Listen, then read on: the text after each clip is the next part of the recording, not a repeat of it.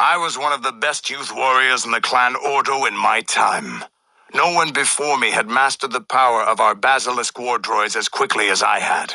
Except Mandalore himself, of course. In those days, we were sweeping across the Outer Rim, destroying all who fought us.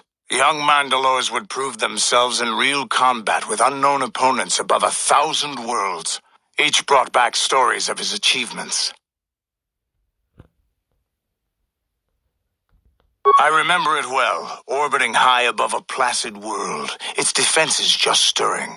As was tradition, I would go ahead of the first wave to find enemies in the thickest fighting. I remember sitting there in my armor, linked directly with a basilisk thrumming beneath me, my heart racing with fear of the coming battle.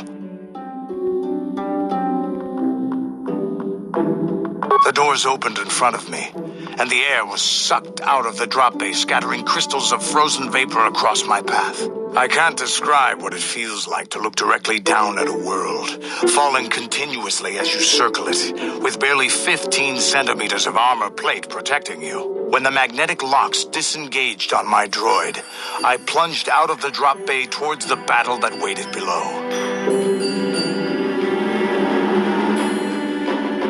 The exhilaration, the euphoria I felt as I streaked into the atmosphere, dodging self-guided projectiles and beam weapons, was unmatched. An 80-kilometer plunge through the atmosphere, dodging and weaving, the outside of my armor glowing like the sun with the heat of re-entry.